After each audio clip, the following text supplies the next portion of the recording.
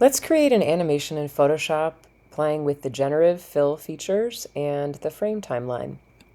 I've got my file open. It's got two layers, the plate layer and the tablecloth. I want to start by creating some meals for this plate. And instead of doing that by finding photos online, obviously I could do that. I could, paint the meals on here.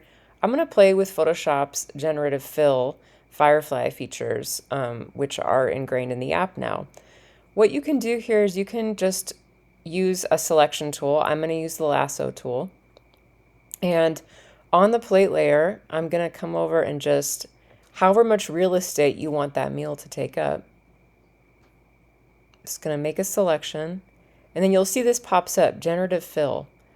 I'm going to say waffles and eggs, and we'll see what this does.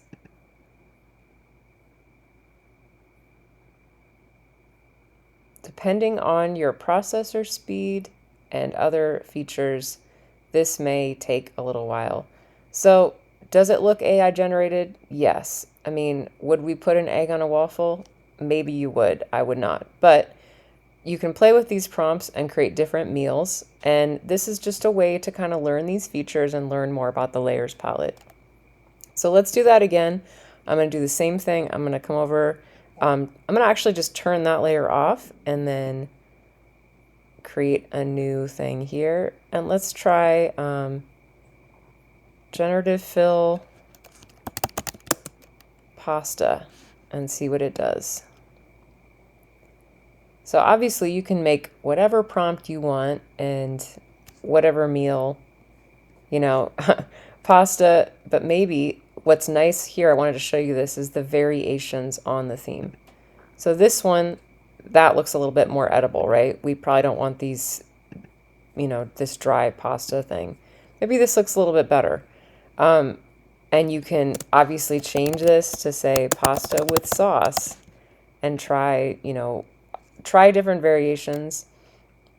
This is a new feature, and I think this is something that's probably being improved all the time. But what's interesting about that one is that it kind of sits a little bit weirdly in that selection. No matter, you can play with this and have as much fun with it as you want, but I'm going to keep these two. Now, I want you to try this frame animation technique next, which I'm going to actually change my workspace. So I've got 4 layers now. I'm going to go up to Window, Workspace. I'm going to change from the Essentials to Motion. This is going to create a timeline, and I think I'd already created these, so probably what you're going to see looks something more like this. If you don't see the timeline feature looking like this, you might need to say Convert to Frame Timeline, but you should be able to select and create a frame timeline here. I will post an additional video about that if there's any confusion, but there's 2 kinds of timelines, video and frame. This one happens to be frame. So I've got 1 frame here. I'm going to create a second frame. And the important thing is that on my layers palette, at any time this frame is on screen, whatever layers are selected at the top are going to be the ones that are visible, right? So if I select this one, I deselect that one, it's not going to show up. If I select this one, the waffle's going to show up, right? So I'm going to choose the waffle, and I'm going to go to layer 2, and then I'm going to unselect that. And on this one, I'm actually going to create a different kind of tablecloth. I'm going to go over here and create a solid color. I'm going to make this blue, and I'm going to put this down here. And then I'm going to do another thing, which is a pattern fill. In another video that I referenced, I created a custom pattern, and I'm going to put that on top of the existing color. So now I've got a 2-frame animation. I would suggest making 3, but this is a 1-second animation now. And the reason I know that is because I've shift selected both of these and I've made them 0.5 seconds. It's by default, I think it's just 0, but change it to 0.5.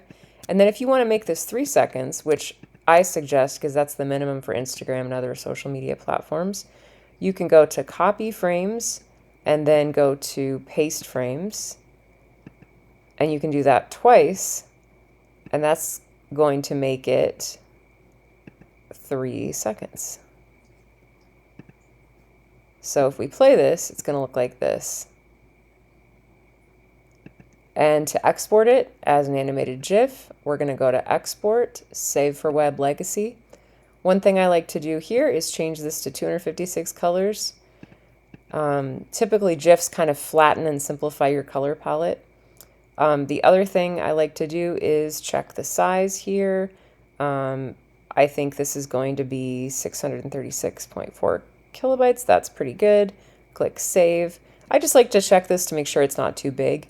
I'm going to go Save, and then you would do that. If you want to save it for Instagram or any other MP4 platform, you'd go to Export, Render Video, and then this would export as an MP4. Okay, that's it.